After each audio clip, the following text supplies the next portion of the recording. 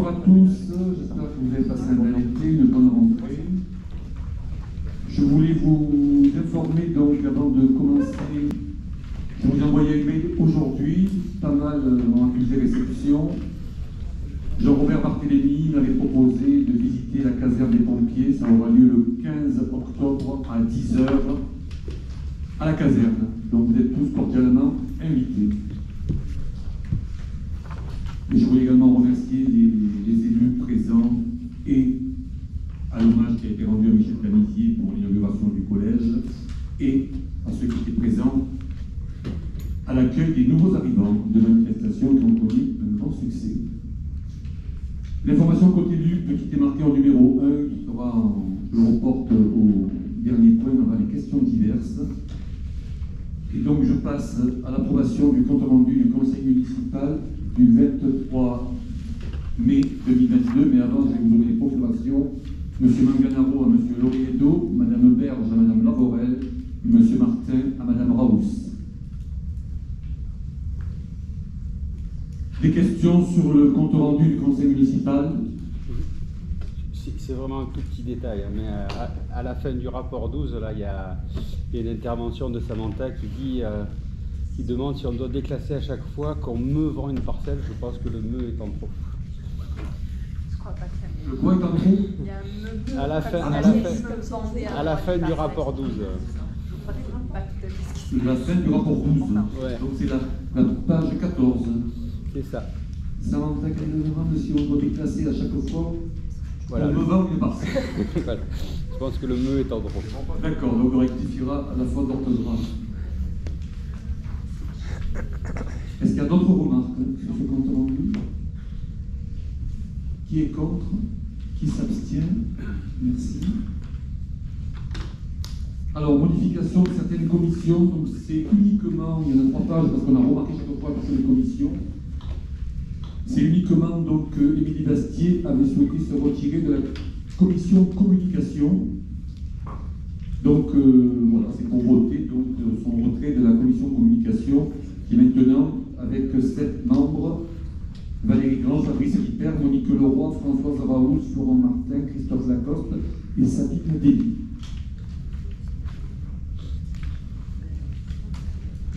Qui est contre? J'ai une petite question. Oui.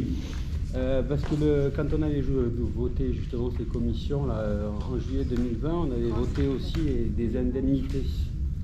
Des indemnités pour les... Hop.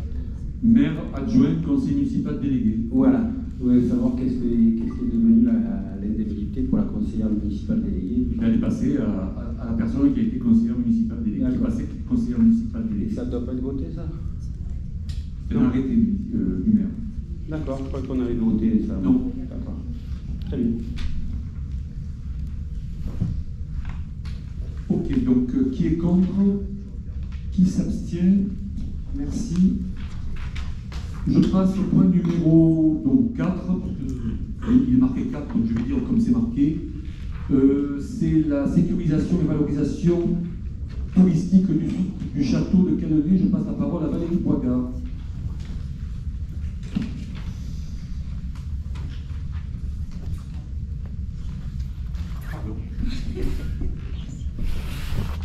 Bonsoir. Monsieur le maire rappelle à l'Assemblée l'attachement de la population de Canelée à l'éclairé rocheux qui surplombe la cité. Au lieu, au Moyen-Âge, témoigne l'exemplaire de l'évolution du village du Luberon, devenant site inscrit sur l'inventaire des sites pittoresques depuis 1947. Je suppose que vous avez tous pris note du test, donc on va aller directement au plan de financement. Total ressources prévisionnelles 860 000. Aide publique 377 740. Aide autre publique de 22 260. Total autre aide privée 200 000. Total autofinancement 260 000.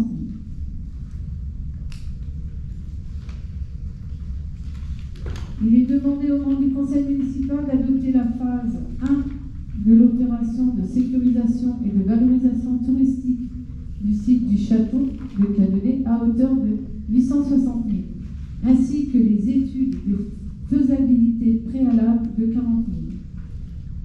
D'approuver le plan de financement prévisionnel ci annexé à hauteur de 860 000. Vous avez des questions?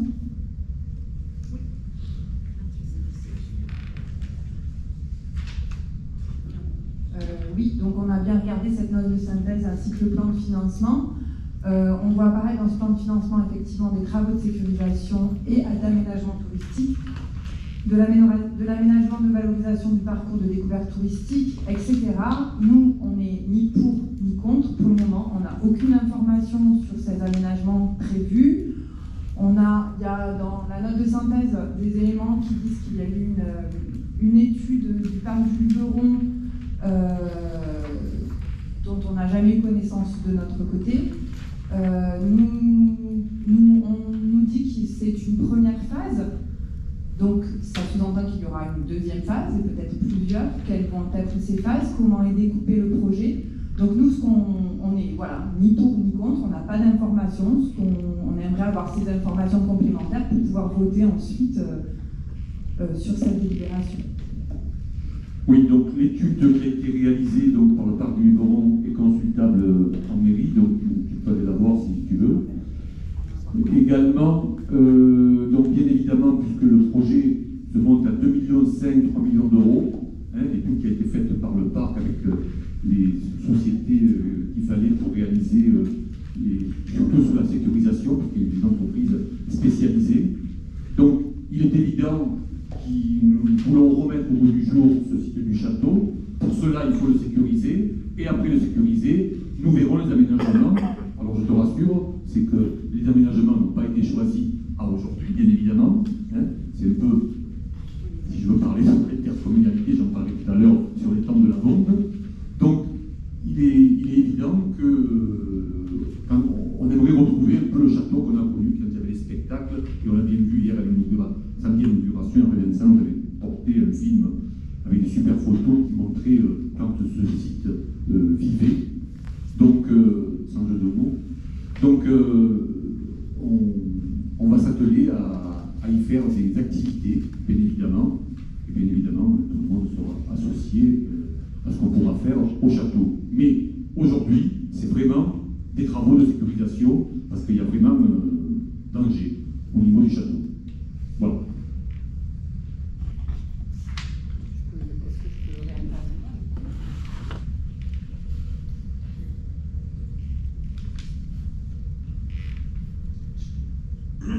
D'autres questions? Je voudrais juste rebondir. Donc nous, ok, très bien que l'étude du PNR soit consultable, mais on n'en avait pas connaissance, donc on n'a pas pu la consulter. Et d'autre part... La commission, ça avait été évoqué. Ah bah... J'ai pas dans celle-là, peut-être toi. Non, non, mais... dans la commission culture, du coup? Bien sûr, culture patrimoine. Bah, c'était pas dans le compte rendu, en tout cas. Ah bah pas dans la dernière, c'est sûr, c'était presque pas une réunion. Ah ben, il y a un moment que ça a été fait, on l'a commandé au début quand on est arrivé aux affaires, donc Il peut y avoir 2 ans. c'est pas d'aujourd'hui. Bah, en tout cas, on n'a jamais eu connaissance de notre côté que cette étude était sortie et consultable en mairie. Bon. Bref, toujours est-il que tu parles de sécurisation, mais dans le plan de financement, on voit quand même qu'il y a quand même d'autres aménagements qui ont été prévus et chiffrés, donc il y a quand même des pistes qui sont évoquées. Et d'autre part, on dit que c'est la première phase et que donc tu parles de 3 millions d'euros pour l'étude globale.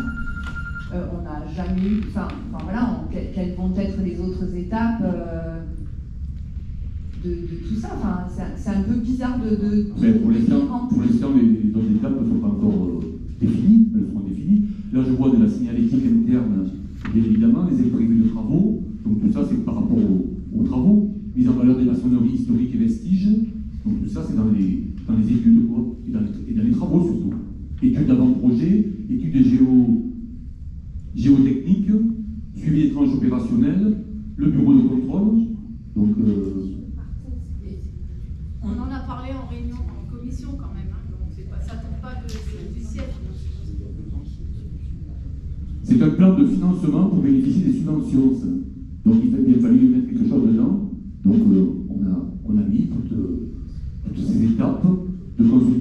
c'est pas nous qu'on l'a fait, c'est le parc. Hein. On suit les instructions du parc. Hein. Je pense que ni vous ni nous, on pourrait monter ce plan de financement aux études qui a été faite par le parc du Moron. D'accord, bah, nous irons consulter cette étude en tout cas, c'est sûr. Mais pas de souci. C'est ouvert à tout le monde depuis qu'elle est réalisée. Et je répète que ça a été dit en commission patrimoine et culture. Alors, je passe au vote. Qui est contre? Qui s'abstient? 5 abstentions.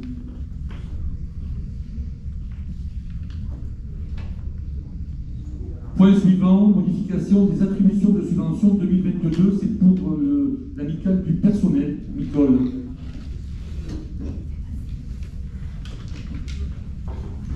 Bonsoir à toutes et bonsoir à tous. Dans l'ordre du conseil municipal du 11 avril, on avait approuvé l'attribution des subventions aux associations. Et concernant l'attribution de l'amicale et du personnel, on avait souhaité en deux. Donc il y avait les chèques vacances qu'on avait estimés et plus une subvention de fonctionnement qui serait réajustable selon les dépenses réelles. Donc le calcul a été fait, donc il y a eu moins de chèques vacances, ce qui nous a fait diminuer la subvention de fonctionnement. Et donc au lieu de 1 300 €, on est passé à 486,70 €. Donc il est demandé aux membres du conseil municipal d'autoriser monsieur le maire à procéder à la régularisation et à diminuer le montant de la subvention de fonctionnement versée à l'amicale du personnel, initialement prévue de 1 300 € et elle passe à 486,70 €. Y a-t-il des questions?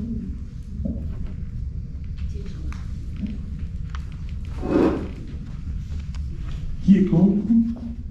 Qui s'abstient? Merci. Je passe au point suivant, la subvention de l'ASA Cadenet Puyvert 2022, Marc Duval.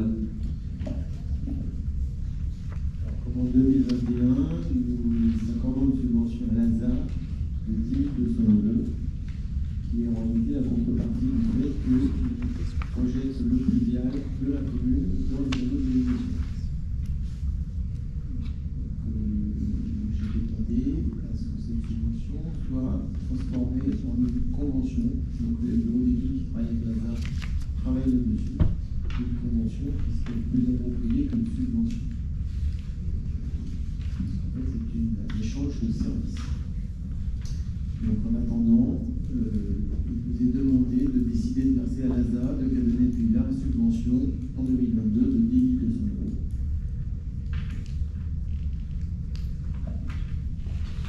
Des questions? Qui est contre? Qui s'abstient? Merci. Alors, décision modificative au niveau du budget. Donc, il est arrivé la subvention dans DSIL 2022 pour la rénovation de la cantine de 149 723,50. Des décisions modificatives, puisque bon, les parties ont déjà été réglées. D'aménagement, donc 13 000 sur l'aménagement du boulevard de la Liberté et 136 723,50 en dépenses imprévues. Voilà donc comment s'articule cette décision modificative. Y a-t-il des questions? Qui est contre? Qui s'abstient? Merci. Je passe au rapport 7, c'est la modification du plan de financement relatif à la convention tripartite de maîtrise d'ouvrage de Cotéluc. Et vous savez que dans le cadre des Yeux dans le ciel, on était parti sur 90% au titre de subvention au titre du programme Leader. Donc, qui était réparti de la façon suivante. Donc, 90% donc, de subvention, 10% pour les partenaires de la convention. Donc, sur ces partenaires, donc, il y a 47% pour Cotéluc sur les 10%, 47% pour la commune de Cadenet, 10% pour l'association Les Yeux dans le ciel.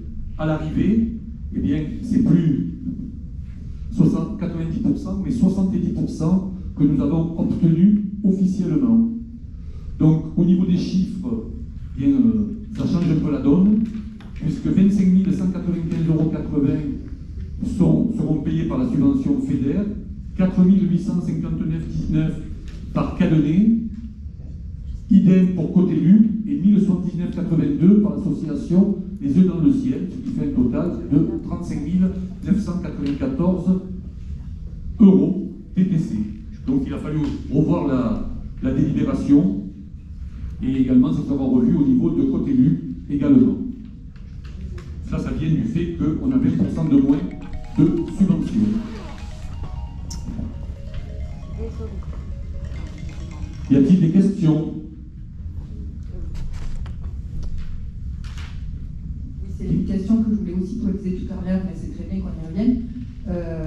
Est-ce qu'à un moment donné, on va pouvoir voir donc, l'étude qui a été faite sur les yeux dans le ciel, et est-ce que quelque chose nous sera présenté bientôt? Oui. Je vais en parler d'ailleurs dans le projet de territoire jeudi. Parce que dans le Cotélu, mais je peux dire un mot. Oui, on a bien avancé, et je pense qu'on va dans pas longtemps proposer au Conseil communautaire une piste de réflexion sérieuse. Prends le micro que t'entends, Isabelle.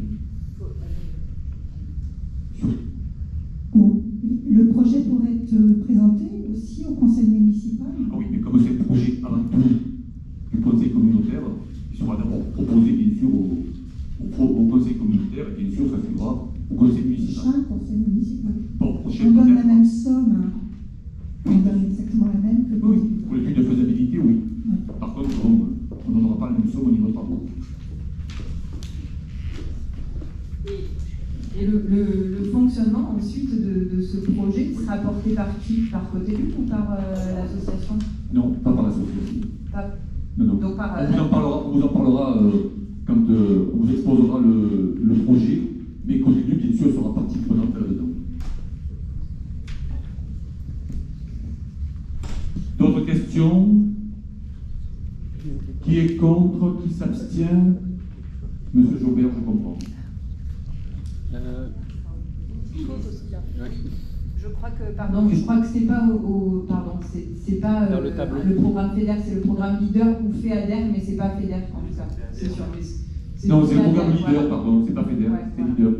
C'est pas FEDER non plus. Très bien, donc on a voté, on passe au point 8. Valérie Sanadji pour la convention de mise en place d'un projet éducatif de territoire. Bonsoir. Donc, le projet éducatif de territoire constitue le cadre de référence dans lequel l'ensemble des acteurs du territoire s'inscrivent autour d'actions cohérentes, concertées et complémentaires.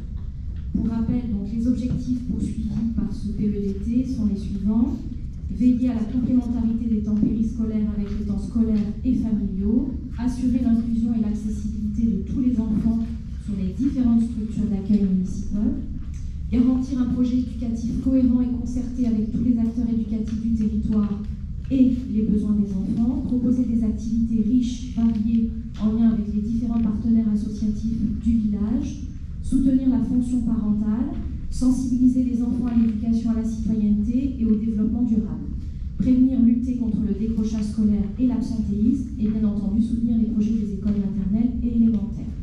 Donc, la présente convention est établie pour une durée de 3 ans à compter du 1er septembre 2022. Donc, il est demandé aux membres du conseil municipal d'autoriser le maire à signer la convention de mise en place de ce projet éducatif pour une durée donc, de 2022 à 2025. Avez-vous des questions? Oui, à un moment, il est parlé des représentants des associations, et on voulait savoir qui étaient ces associations envisagées à partir de... C'est toutes les associations sportives, culturelles du village, en fait, puisqu'on travaille avec toutes les associations sur des projets divers, que ce soit dans le cadre du conseil municipal des enfants et des jeunes, ou bien sur le périscolaire, puisqu'il y a des passerelles sur la récré du mercredi. Donc toutes les associations volontaires pour travailler avec nous sur ces enjeux éducatifs. Et donc il y a un appel qui a été fait pour participer déjà à ce collectif. Oui, bien sûr. Est-ce qu'il y a d'autres questions? Qui est contre? Qui s'abstient? Merci. Convention d'objectifs avec la CAF 2022-2025. Valérie. Donc la convention d'objectifs et de financement des accueils de loisirs sans hébergement doit être reconduite dans les mêmes conditions pour une durée de 3 ans. Donc la date date du 1er janvier 2022 au 31 décembre 2025. Alors, cette convention définit et encadre les modalités d'intervention ainsi que les modalités de versement des prestations de services pour l'accueil de loisirs sans hébergement, donc la récré du mercredi, pour donc, toutes les structures périscolaires, accueil périscolaire matin et soir à l'école maternelle, accueil périscolaire le matin, école élémentaire, ateliers éducatifs mis en place pendant la période scolaire, c'est-à-dire les lundis, mardis et jeudis soirs, et accueil le mercredi à la récré du mercredi. Donc il est demandé au Conseil ce soir d'autoriser le maire à signer la convention d'objectifs pour la période 2022-2025. Des questions ? Qui est contre? Qui s'abstient? Merci. Donc, convention de partenariat relative à la mise en œuvre d'une activité sportive pendant la pause méridienne. Là, je passe la parole à Ray. Merci. Donc, l'association Cadenet Luberon Handball a proposé donc, à la mairie de s'impliquer gratuitement pendant la pause méridienne à l'école élémentaire et d'intervenir de manière ponctuelle. Cette démarche permet notamment de promouvoir le sport pour les enfants et de proposer des activités encadrées par la pause méridienne en complément des ateliers que nous proposons déjà avec le service enfance et éducation. Donc, cette démarche s'inscrit dans les objectifs du PEDT, justement, puisqu'on en parlait. C'est une association qui s'inscrit pleinement dans le projet cette année.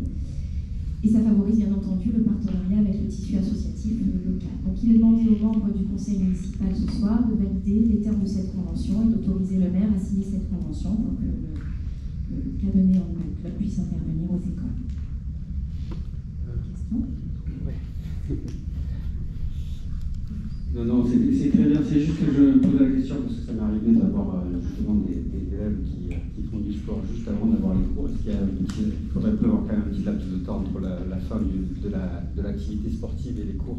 Parce que quand ils arrivent en nage, etc., et qu'ils ont couru, ils ne sont pas très efficaces tout de suite. Quoi. Voilà. Voilà. Combien de temps ça va durer? Tu sais, En général, ils font ça sur le début de l'année. Ouais. C'est l'occasion. Non, combien de temps? Une demi-heure, une heure? Ah, pardon. Alors oui, en général, c'est une demi-heure et c'est en complément des ateliers et ça tourne en fait. Ouais, d'accord. Donc faire gaffe que ça ne soit pas trop près des cours de l'après-midi. Oui, non, on fait attention. Et après, ce sont les enfants uniquement volontaires. Oui, je suis d'accord. C'est vraiment à la demande des enfants. D'accord. On va passer au vote. Qui est contre? Qui s'abstient? Merci. Ensuite, donc, le rapport 11, convention de groupement de commandes, service télécommunication 2022. Là, c'est un groupement de commandes avec Cotélu et Durance Luberon-Verdon à renouveler. On a déjà cette convention qui arrive à échéance en février 2023 et on vous demande d'accepter donc d'approuver le projet de convention du groupement de commandes avec d'autres communes de Cotélu pour avoir des tarifs préférentiels.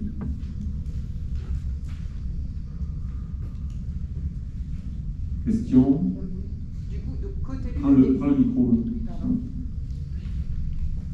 Du coup, avec Cotélu, on est aussi partenaire avec Durance Luberon Verdon Agglomération sur ce truc. Ah ouais. C'est monsieur Laroche là. Oui, il s'en occupe. Ouais. D'autres questions? Qui est contre? Qui s'abstient? Merci. Alors, convention de gestion avec une fourrière automobile, c'est celle de Villelor. Donc là aussi, c'est un renouvellement donc pour renouveler cette convention avec la SARL Sopromag, qui est agréée, cette fourrière, par le préfet de Vaucluse. Question? Qui est contre? Qui s'abstient? Merci. Ensuite, modification et suppression de postes. Alors ça, à chaque fois, c'est de rigueur dans les conseils municipaux. Donc au service entretien, nous avons eu un départ à la retraite. Donc il a fallu réorganiser les emplois du temps des agents d'entretien. Donc on a modifié et augmenté des temps non complet. Donc on a eu un temps non complet de 32 heures qui est passé à un temps complet à 35 heures. Un temps non complet de 30 heures est passé à 33 heures. Un temps non complet de 22 heures est passé à 25 heures. Et on a créé un poste donc non permanent à temps non complet de 17 heures pour la période du 1er octobre au 31 août. Et dans le même temps, on a supprimé celui à 14h30 pour le remplacer pour un poste non permanent à temps complet de 18 heures. Là, c'est sur le service entretien. Donc, je vous rappelle que tous ces postes sont annualisés vu l'organisation du service. Le service à la population, donc nous allons nous lancer dans le recensement des habitants de la commune, qui déroulera du 19 janvier au 18 février 2023. Donc, il y a la création d'un poste non permanent à temps non complet de 17h50 sur la période du 1er novembre 2022 au 28 février 2023, afin d'assurer une partie des missions du coordonnateur sous la responsabilité de notre DGS. Et au service de communication, donc, je vous propose de créer un poste permanent de catégorie C, puisque pour l'instant, la personne que nous avons est en CDD, donc à temps complet, là, ouvert dans l'ensemble du cadre d'emploi des adjoints administratifs. Cet agent donc, aura en charge, bien sûr, comme là actuellement notre agent, la communication, l'animation de la démocratie participative et de la maison du citoyen également. Et un dernier point que vous voyez en rouge sur la feuille qui vous a été mise. Elle est pas en rouge? Moi je l'ai en rouge. Ah d'accord. Alors on va en rouge. Donc lors de la dernière CAP relative à la promotion interne, un agent de la collectivité a été inscrit sur la liste des agents proposables.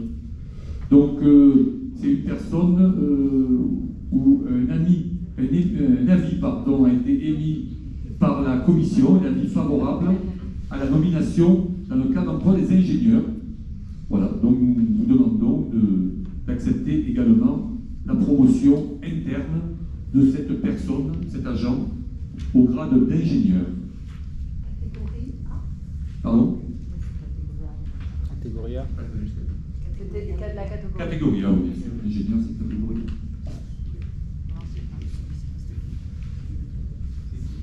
C'est au service technique, si vous voulez tout savoir. C'est curieux, forcément. Responsable des services. Voilà. Donc, est-ce qu'il y a des questions au niveau de ces modifications de poste?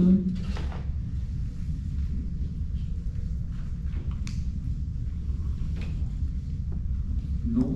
Donc, je vais passer au vote. Qui est contre? Qui s'abstient? Merci. Point suivant, Nicole Bois, mise à disposition d'un agent communal et une association.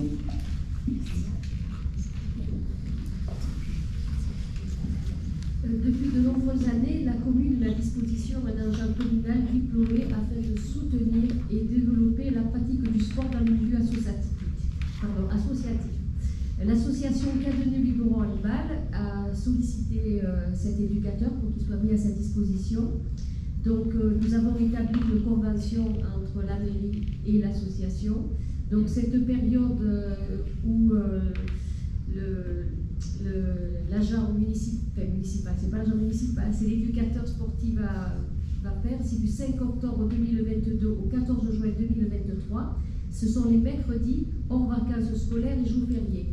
C'est de 17h30 à 20h et c'est à peu près 75 heures sur la période de sa présence sur le hub. Donc les interventions seront facturées à l'association à la hauteur de la réalité du coût salarial de l'agent mis à disposition. Donc vous avez pu voir, si vous voulez, il y avait une convention qui était jointe. Il est demandé aux membres du conseil municipal de valider les termes de la convention et d'autoriser monsieur le maire à signer cette dernière. Vous avez des questions? Tout va bien.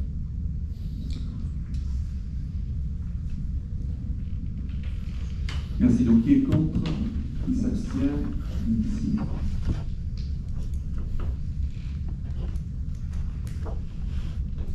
Donc, avant de passer aux questions diverses, je vais vous donner les décisions. Donc, ça, c'est des informations, simplement. Décision numéro 4 2022 relative à l'acquisition d'un tracteur Arion 420M de la société classe auprès de l'UGA pour un montant de 116 295,53 € TTC. Décision 5-22 relative à la désignation de maître Frédéric Glory pour intervenir en défense d'intérêts de la commune SMABD. La décision 6-2022 relative à la prorogation du bail de la parcelle BA78 à Mme Magali Valosio et M. Gaëtan Gel pour une durée de 3 ans. La décision 7 relative à un virement de crédit du chapitre des dépenses d'investissement 020 dépenses imprévues de 59 610 vers le chapitre d'investissement 21 article 2161. La décision 8 relative à l'attribution du marché à bon de commande numéro 22 409 pour la maintenance des installations d'éclairage public, éclairage sportif, signalisation tricolore et bornes escamotables à la société Énergie Pertuisienne. La décision numéro 9 relative à l'attribution du marché de 22-408 pour la désimperméabilisation et la végétalisation de la cour de l'école maternelle Le Cèdre à la société Amour de Dieu pour un montant estimatif de 98 029,04 hors taxe. Décision numéro 10 relative à l'acquisition par voie de préemption du bien cadastré AN 165 en vue de réaliser l'accès d'un parking, et on va y revenir dans quelques temps. Voilà les décisions que j'avais à vous informer. Avant côté lutte, donc on va passer aux questions diverses que j'ai reçues des élus de Cadenet à venir. La première, donc, nous avons pris note cet été de la décision numéro 10 de 222 relative à l'acquisition par voie de préemption du bien cadastré AN 165. Même si nous ne critiquons pas l'opportunité d'acquérir de nouveaux biens pour la commune, nous sommes gênés par la destination prévue pour cette acquisition. Nous ne comprenons pas la nécessité de réaliser un parking à cet endroit. Tout d'abord parce que l'étude du plan de déplacement mandatée par la mairie stipule qu'au global, il n'a pas été constaté de problème particulier en termes de stationnement en journée, mais également en soirée. Ensuite, nous trouvons incohérent d'artificialiser un espace dans le centre-ville, quand en même temps nous créons deux groupes de réflexion, un sur la végétalisation du centre-ville et un sur les questions de changement climatique et d'économie d'énergie. Alors, à savoir que le parking de la salle verte, c'est le parking qui devrait être un parking, la parcelle appelée de la salle verte. Hein, donc, avait été décidé, alors là il y a pas mal de temps, Pierre le sait mieux que moi, très longtemps, de le réserver pour des parkings éventuels lors de la rénovation de l'îlot Vivet. Hein, et donc, nous avons souhaité, et j'ai été alerté notamment par mon adjoint dans l'urbanisme, d'acheter donc le hangar qui se vendait pour pouvoir faire un parking un peu plus conséquent. Ça peut être bien sûr un parking végétalisé, je pense que vous y serez sensible, en ce lieu et plat de centre-ville, mais notamment pour rendre accessible le stationnement aux personnes qui devraient habiter à Vivet, puisqu'on table sur 7 ou 7 logements, plus les commerces, hein, sur l'îlot Vivet. Voilà. Et en plus, il n'est pas incompatible de faire un groupe de travail sur la végétalisation et un sur les économies d'énergie, et également de pouvoir réaliser ce projet Vivet avec vraiment un accès à un parking très proche, puisqu'on n'avait que cette solution-là. Voilà.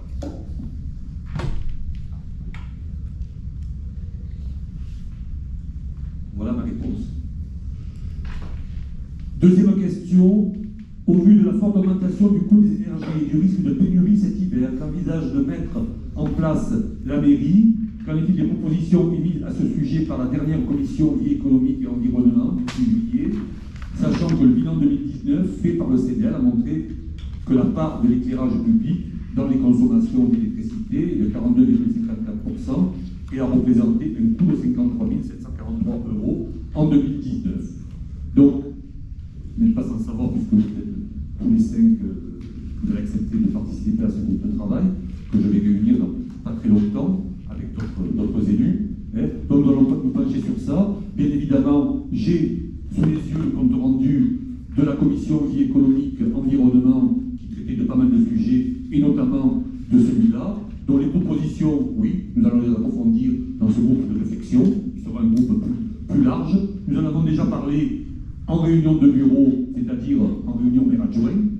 Donc, je peux peux vous dire, la réunion de travail avec les services techniques et le CDL a eu lieu. Hein. Donc, je ne sais pas si depuis vous avez eu un retour de cette réunion. Donc, nous en parlerons bien sûr dans ce groupe de travail. Des pistes sont proposées. Hein. Nous verrons celles que nous retiendrons. Mais bien évidemment, il y a urgence à travailler sur ces économies d'énergie et de nous y employer rapidement. Et troisième, les agriculteurs rencontrent de sérieux problèmes dans la plaine à cause des lapins. Ils perdent leur récolte et certains sont obligés de licencier pour faire face à ces pertes. Les chasseurs ont été sollicités mais ne veulent pas intervenir et vont même jusqu'à menacer les agriculteurs. La mairie a commencé un gros travail de récupération des terres agricoles. Nous avons participé à ce travail qui nous semble important et sensé. Quelle est aujourd'hui la position de la mairie face à cette problématique?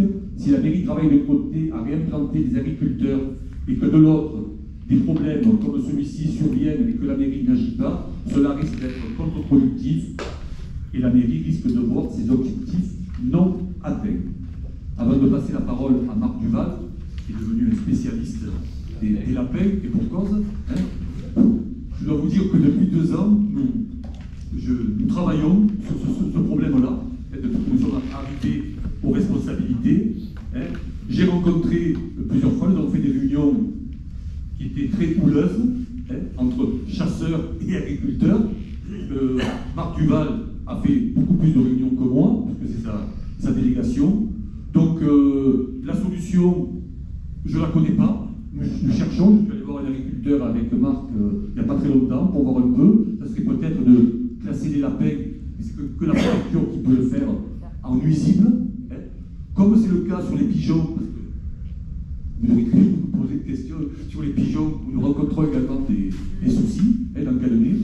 Donc, bon, sur les pigeons, là aussi, nous cherchons des solutions, nous y travaillons, et bien évidemment, on ne va pas exterminer les pigeons, mais le problème c'est comment ils sont moins nombreux, c'est pas évident.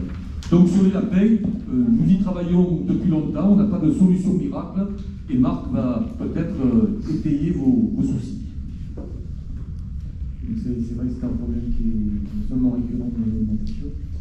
Donc avec Jean-Marc, on est allé voir la ferme de Liette en haut, on a constaté ensemble les dégâts, et on a pris note des déclarations qu'avaient fait les chasseurs à l'encontre de l'habitant. On lui a redonné les coordonnées du président de l'association de chasse, et M. Barret, qui est le secrétaire qui nous a fait part d'une bonne volonté de la maîtrise de la population des lapins au cours de la dernière réunion qu'on a eue. Maintenant, moi, Gaëtan, je lui ai conseillé déjà de se retourner vers son assureur, ce qu'il a fait, parce qu'il demande des numéros de parcelles, les propriétaires des parcelles voisines sur lesquelles nichent les lapins. Donc son assureur, je pense qu'il dans le cadre de son exploitation agricole, il a une assurance responsabilité agricole d'exploitation. Et donc, il doit avoir là-dedans un recours juridique.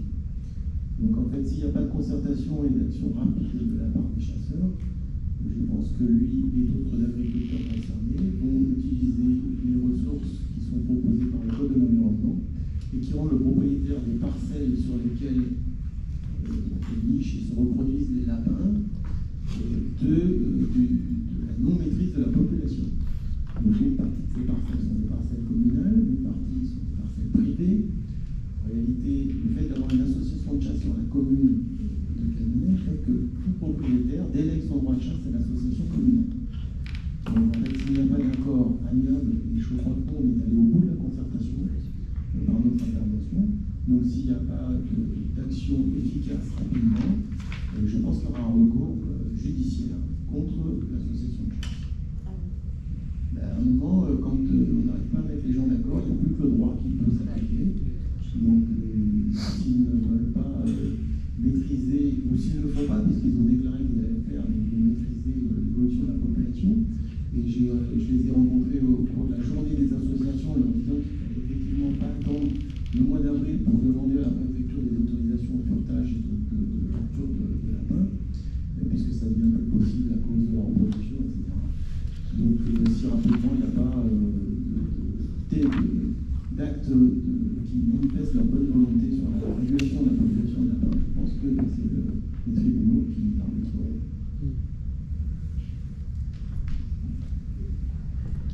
Marc. Oui, alors c'est un peu pour tout le monde. C'est vrai que ce problème récurrent des lapins a engendré un certain nombre de réunions, animées ou l'œil, peu importe. Quoi qu'il en soit, là, c'est un petit peu l'œil aussi du naturaliste. Il ne faut pas oublier qu'on a une faune d'un biberon exceptionnel. On a le lac de Bobigny, pas très loin. On a relâché un aigle royal, dans ici.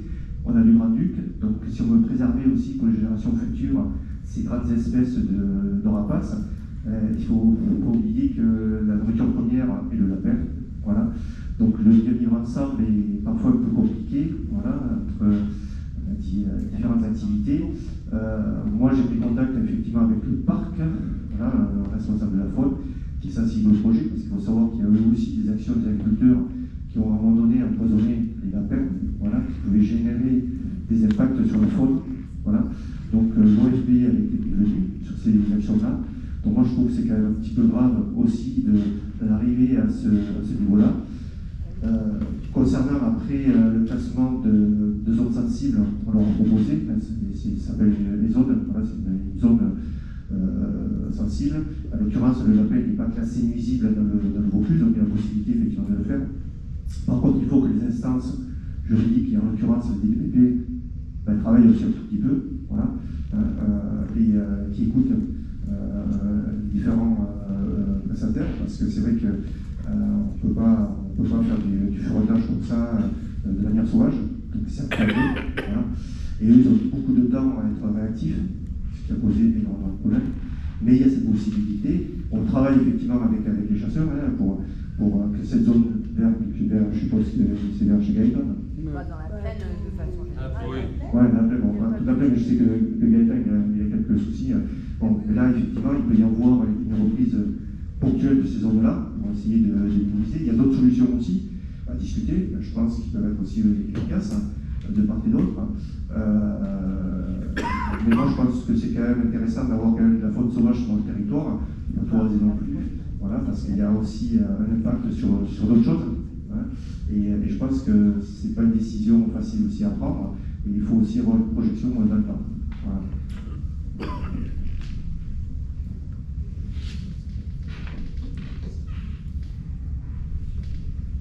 Merci.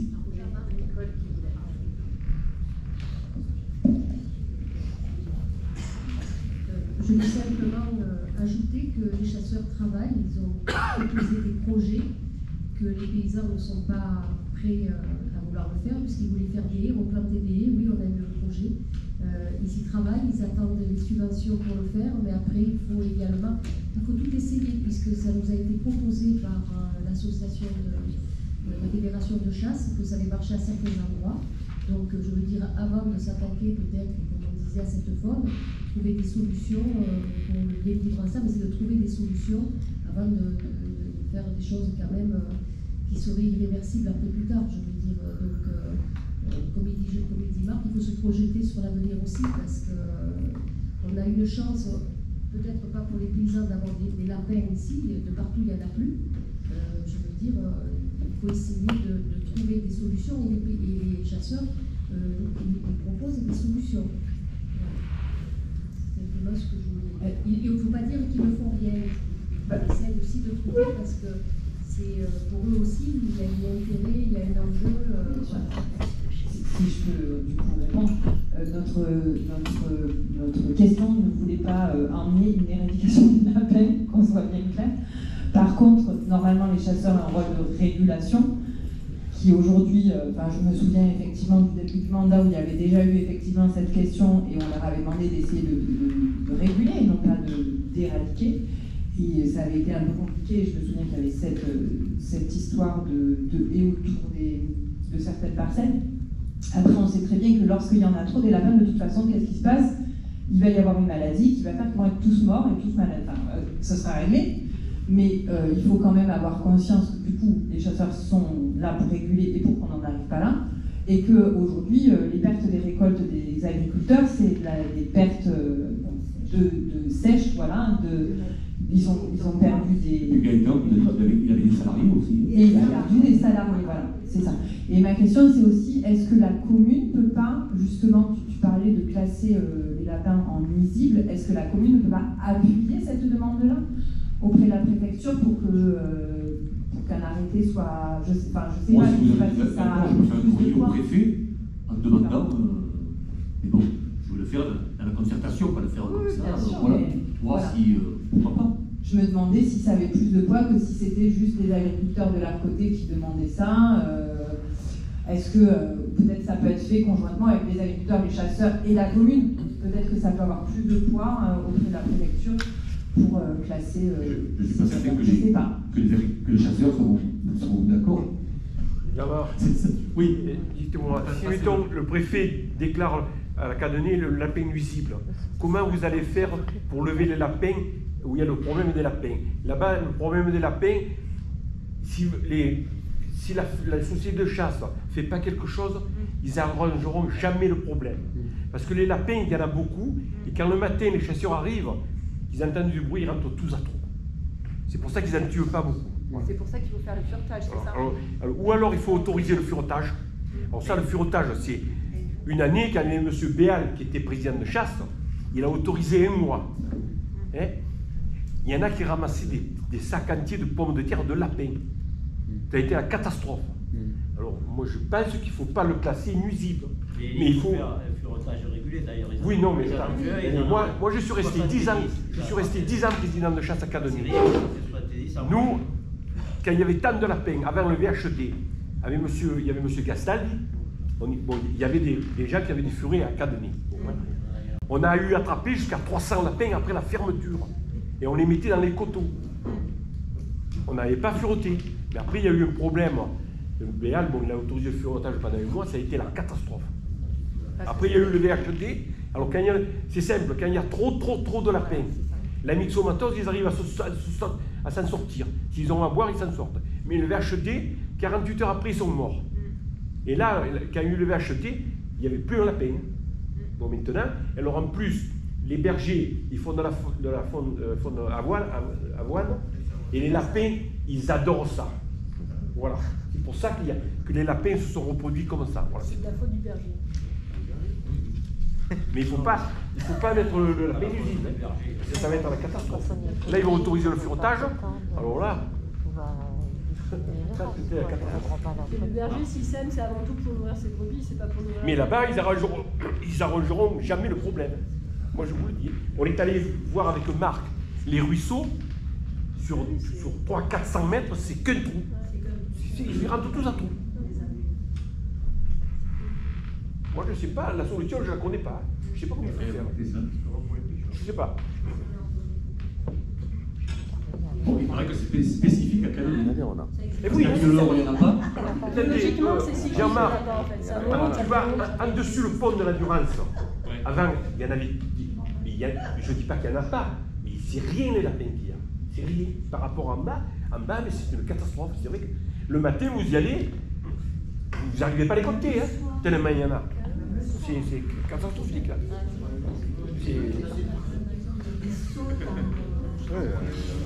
Bon, mais écoutez, on va s'occuper de la paix comme des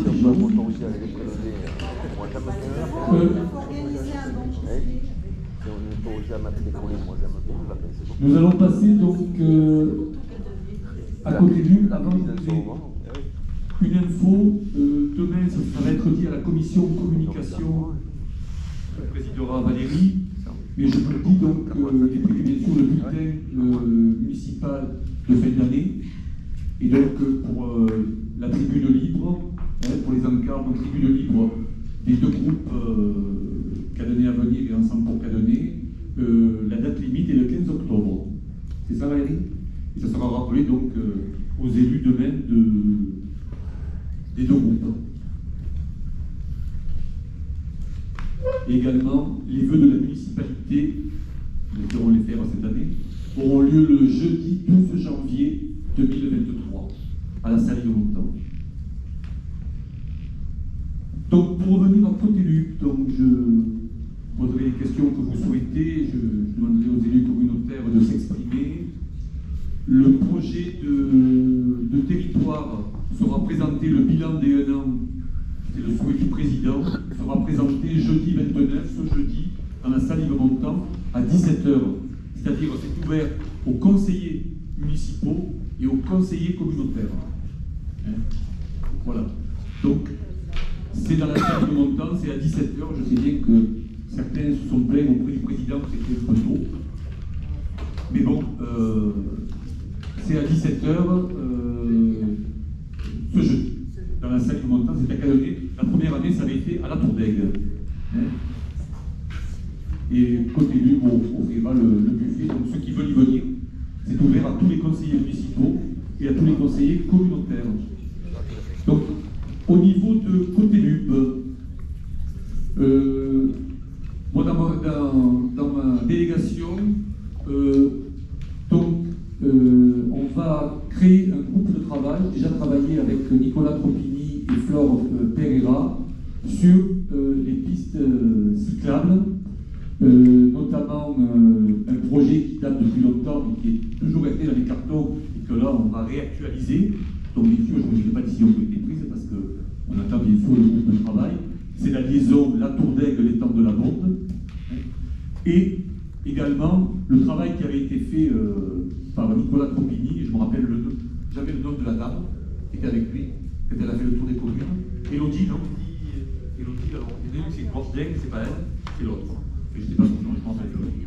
C'est Élodie. Qui avait demandé un peu, et nous les avons reçus à Cadonnet, Samantha, Marc et moi, pour voir un peu ce qu'on pouvait proposer au niveau pistes cyclables. Donc ça a été fait dans toutes les communes, donc le travail a été très bien fait, donc on y a travaillé, je retourne de la matin travailler à Côté-Lup sur ce dossier, et à la fin octobre, le groupe de travail va être réuni pour travailler sur ce dossier des modes doux au niveau du territoire de Côté-Lup. Voilà. Au niveau de la signalétique également, bon, nous avons bien avancé puisqu'il y a 4 axes qu'on a mis en lumière, notamment les entrées de ville, les devantures commerciales, la signalisation en centre-bourg. Là aussi, le groupe de travail a commencé à travailler, et également les zones d'activité de Cadonnet, la Tour d'Aigle et la Bastidonne, avec les hôtels, pour harmoniser et pour qu'il y ait une certaine cohérence sur l'ensemble du territoire au niveau de la signalétique. Nous avons un projet qui devrait, je dis bien, qui devrait tomber à l'eau complètement. C'est le projet des 7 lacs sur le Beaumont de Pertuis. Parce que là, vraiment, on recommande, on nous dit de refaire encore des études sur l'eau, etc. Donc on recommence au point de départ il y a 4-5 ans. Donc le bureau a décidé de proposer l'arrêt de ce projet des 7 lacs, même si sûrement Jacques Benata et son équipe ne seront pas très heureux, très contents, mais bon, malheureusement on ne peut pas garder ce projet sans temps. Alors l'étang de la Bonde, donc il y a eu une question pertinente au dernier conseil communautaire, après il a fallu qu'on parte nous, de Samantha et Alain Guédon de Buqueron.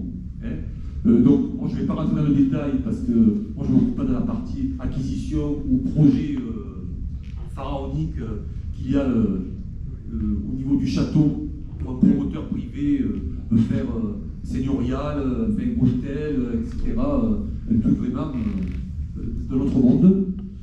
Donc nous c'est la partie acquisition de parcelles pour faire un projet, donc il n'est pas encore défini, donc c'est pour ça que je ne réunis pas le groupe de travail, parce que pour l'instant on est en plein imbroglio avec la mairie de la Motte d'Aigle, avec les acquisitions de parcelles où on y voit un peu plus clair, mais en fait c'est encore pas ça.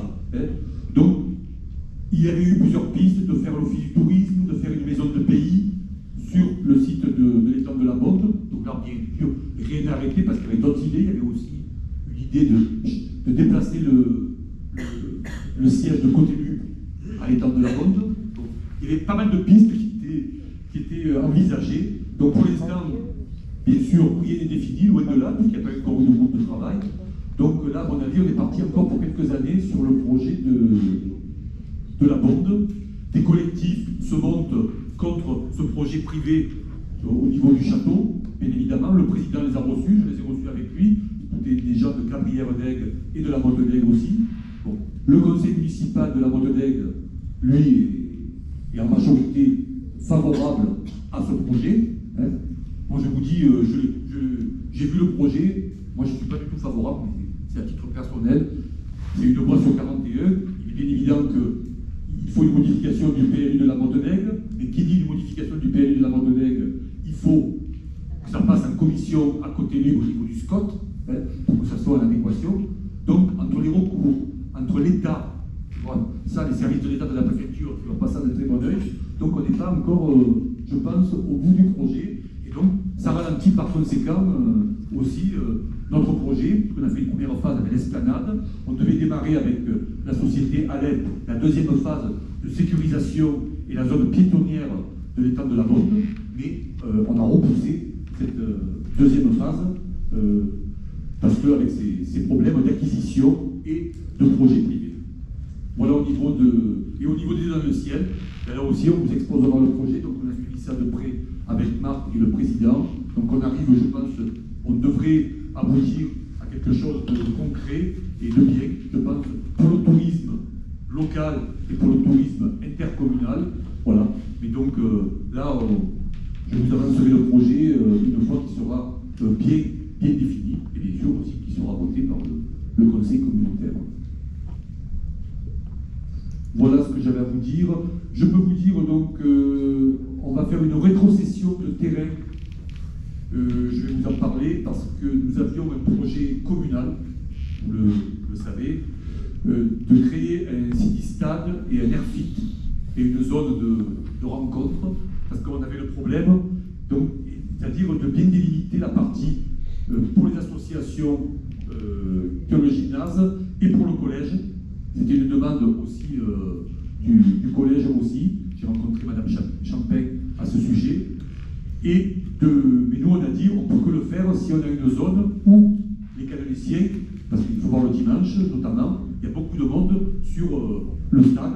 Et c'est vrai qu'au départ, c'est quand même dédié au collège et aux activités sportives, associatives, qui sont en lien avec le collège.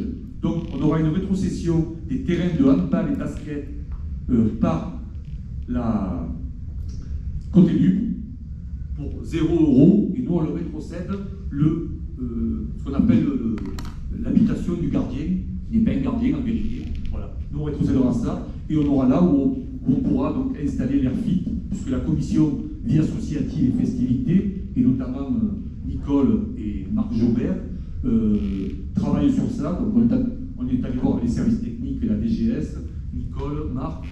On a rencontré Fabien Béret et son adjoint pour voir un peu, donc au niveau du terrain, donc, il a été délimité, c'est les terrains, la zone qui avait été délimitée par le géomètre, et maintenant il nous reste à voir comment accéder à ce terrain, parce qu'il est bien évident que le jour où on aura cet espace, le plateau sportif et le gymnase, ce sera fermé et clôturé, et réservé aux associations utilisatrices du gymnase et au collège. Et il y a un projet qui a été fait, donc Marc en parlera mieux que moi, qui a été fait par le collège, et notamment le coordonnateur, M. Montré, d'aménager également le stade et le plateau sportif avec la piste autour. Donc tout ça sera rénové par Côte-Lup. Donc ce qu'on souhaitait, c'est que quand les travaux du gymnase seront faits, dans la continuité ou en même temps, pouvoir démarrer ces travaux sur le plateau sportif. Voilà, Marc, quand il interviendra, si vous voulez rajouter quelque chose sur le gymnase, parce que voilà donc moi les dossiers que j'ai à traiter en cours dans ma délégation. Il est bien évident, alors je vous annonce, donc ça a été dit également au conseil communautaire, qu'au niveau des vice-présidents, nous en aurons 2 de moins. Jean-François Lovisolo, qui a été élu député, mais il y a un recours actuellement qui devrait être traité dans pas très longtemps. Donc, si le recours est rejeté et qu'il est conforté dans son rôle de député, eh bien, donc il devra démissionner de la vice-présidence, notamment de Côte-Lup, comme de maire de la Motte-d'Aigle. Et il avait l'action économique, l'attractivité du territoire. Et Mylène Garcin va devenir présidente de la SPL. Donc là aussi, pour l'instant, le président ne souhaite pas nommer de nouveaux vice-présidents. Donc ça sera réparti peut-être avec le président et les autres vice-présidents.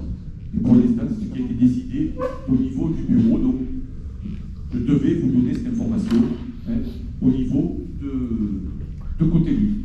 Alors la question a été posée. Bon, je pense que c'est peut-être pas la meilleure des solutions, mais j'ai été un peu minoritaire dans cette approche au niveau de la réunion de Cottelu. Voilà ce que j'avais à vous dire. Si d'autres élus communautaires veulent intervenir, donc Marc, Valérie, Émilie, Marc.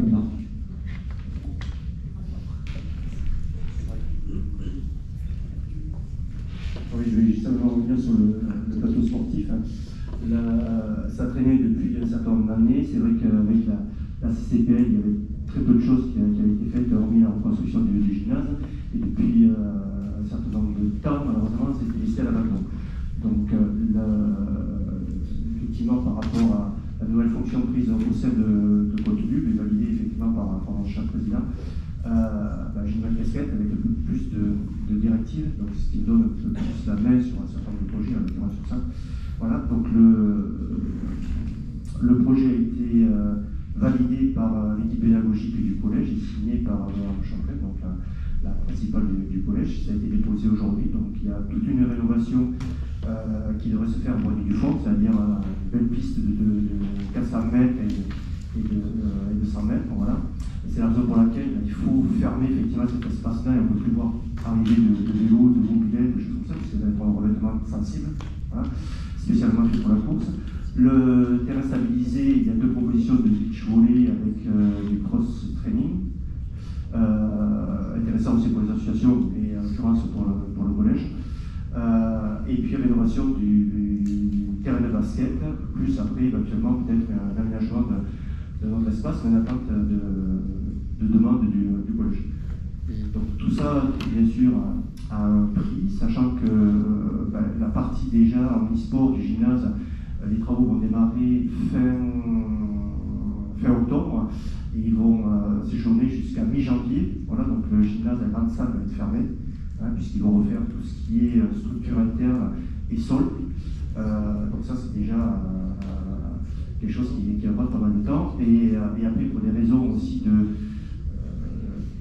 d'isolation et surtout d'autonomie énergétique, on va refaire la partie du dojo qui va être rasée pour pouvoir assurer une surface porteuse pour pouvoir mettre des panneaux photovoltaïques, voilà, qui permettraient d'alimenter la totalité du gymnase qui à l'heure actuelle consomme énormément d'électricité et surtout en période hivernale. Voilà. Et donc fort de ça, bien sûr, continue de garder la main sur le projet puisque c'est leur projet. Et donc ça va être fermé bien sûr aux Cadenéciens et pas aux associations. Donc c'est quand même un intérêt aussi d'avoir des particularités sportives dignes de ce nom et pouvoir les faire perdurer aussi dans le temps. Voilà.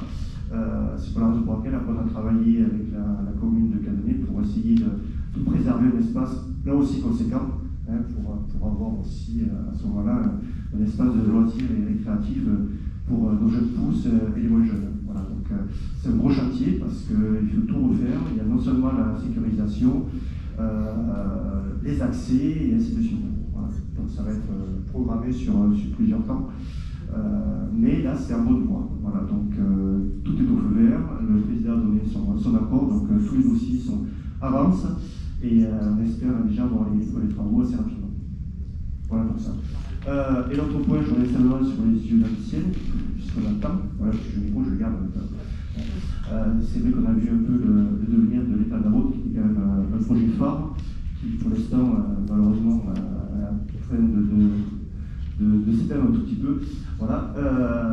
Donc, on ne peut pas vous en dire beaucoup plus. plus parce que le projet initial, qui était sûrement très ambitieux, voilà, et après les études de faisabilité, malheureusement, a changé d'orientation, puisqu'on part sur quelque chose qui est beaucoup plus proche de l'environnement et de la nature. Donc, et le contenu n'est pas tout à fait défini. Donc on attend la proposition de contenu pour nous revenir effectivement sur le contenu du dossier, parce qu'on a demandé à avoir quand même un droit de regard dessus, voilà, pour éviter que ce soit un particulier qui est intéressé bien sûr par le projet, parce qu'on en a déjà identifié, déjà qui ont sonné un apport de contenu pour essayer d'avoir accès à tout ça, voilà, et faire des propositions. Donc non, donc on attendait que l'on puisse nous définir bien sûr le contenu interne du projet, et que ce projet reste un projet bien sûr territorial, avec bien sûr une envergure environnementale, proche bien sûr des rapaces, et à but bien sûr éducatif et touristique. Voilà, donc pour l'instant, je n'en sais pas plus que vous, et j'attends que le contenu se mobilise pour nous donner un peu plus de regard sur ça, et qu'on puisse se remettre autour d'une table ronde pour faire avancer l'ensemble. Voilà.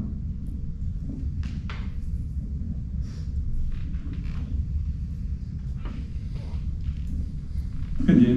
Samantha. Moi, je voulais juste rajouter qu'un des points que l'on a voté la semaine dernière au Conseil communautaire, c'est quelque chose qui va peut-être nous aider dans la commission sociale, Françoise, qui concerne donc une étude qui va être élaborée par l'ANA. Enfin non, on ne sait pas encore exactement qui va la faire d'ailleurs.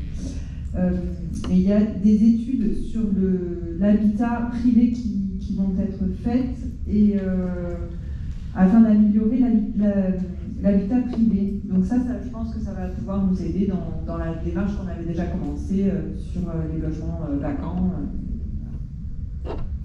Voilà. Non, c'est bon. Ok. Oui, alors après, si vous avez des questions ou des remarques au niveau de contenu. Ah, pas de contenu? Ah, c'est par rapport à l'école. Juste vous communiquer 3 informations. La première, vous dire que la cour maternelle, donc le projet Point de Verdure, est pratiquement bouclée. Donc la cour a été réhabilitée complètement et on a pu faire la rentrée dans de très bonnes conditions. Il reste simplement les plantations qu'on ne pouvait pas faire cet été, donc qui se feront à la Toussaint, ce qui permettra d'avoir un projet pédagogique avec le parc dans l'attente de ces plantations pour que les enfants puissent commencer à préparer le terrain et être associés donc, au projet pédagogique qui accompagne ce projet, qui a fait l'objet aussi d'un label, puisque c'est une première. Voilà, je voulais aussi rappeler ce point important. La seconde information, ça concerne les travaux de la cantine, pour vous dire donc que les travaux sont en cours, que tout se passe bien. On suit le planning, donc normalement les travaux de cantine devraient s'achever comme on avait prévu pendant les vacances de la Toussaint, pour ouvrir donc une cuisine flambant neuve à la rentrée des vacances. Et juste vous dire aussi que cette année, on explose au niveau du nombre de repas servis, donc aussi féliciter nos équipes qui travaillent en plus là dans des conditions un peu particulières, puisqu'on est passé de 285 repas à 315 repas jour, ce qui est quand même très conséquent. Et enfin, la dernière information, comme vous en avez peut-être entendu parler, il y a un préavis de grève qui a été donné pour jeudi, qui est largement suivi par nos agents municipaux et qui nous contraint malheureusement à fermer toutes les structures d'accueil municipales jeudi. Donc le périscolaire matin, la cantine malheureusement, puisqu'on n'a pas d'agent pour accueillir les enfants. Voilà, donc seul restera ouverte l'étude surveillée le soir. Et globalement, il semblerait que les enseignants ne suivent pas tellement. En tout cas, chez nous, c'est très suivi. Quel est l'objet de la grève? Le pouvoir d'achat. La réforme des retraites. Sur des questions du pouvoir d'achat. Pouvoir d'achat, réforme des retraites. Voilà. C'est interprofessionnel. Oui, c'est interprofessionnel. On a moins de 10 000 habitants, on n'est pas obligé de recevoir le pack de grève. Pardon?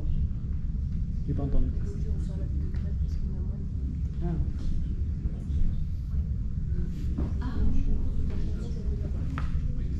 Oui, dernière information que Jean-Marc me rappelle, juste vous rappeler qu'on a ouvert une classe supplémentaire à l'école élémentaire cette année, donc ça c'est une excellente nouvelle. Voilà, on espère pouvoir la maintenir dans les années qui viennent. On en reparle demain. On en reparle. Très bien. Est-ce que sur côté Lune, il y a des questions ou des remarques d'élus non communautaires? Oui, je vais en parler quand même. Non, on en a parlé l'autre jour. C'est quand même dommage que Télim n'ait plus de compétences au niveau de l'enfance, parce que tout va être transféré à la SPL, si j'ai bien compris. Ah ben, disons que la feuille de route sur la politique enfance et petite enfance, politique jeunesse et petite enfance, c'est Codélum qui va la faire. Parce que le conseil d'administration auquel j'appartiens, il fait que d'élus communautaires. Voilà. Mais je te rejoins sur un point, même si tu ne l'as pas dit, je pense que tu seras d'accord avec moi. Je trouve que de ne pas avoir de vice-président à la petite enfance et à la jeunesse, je le répète, pour moi, c'est une erreur. Et puis bon, Samantha, c'est la question qu'elle a posée au président jeudi dernier. Hein, voilà. Ça c'est personnel. Et je pense, voilà, parce que s'il faut déterminer une politique sur la petite enfance et la jeunesse, et qu'on n'a pas de vice-président qui va chapeauter tout ça, comment on va faire, quoi. Et pareil sur la vie économique, c'est pareil. Si Jean-François est pas là, alors oui, peut-être le donner à un autre vice-président, mais honnêtement, c'est pas évident. Oui, ça rajoute du travail. Je suis d'accord avec toi. Autre chose? Écoutez, merci de votre participation.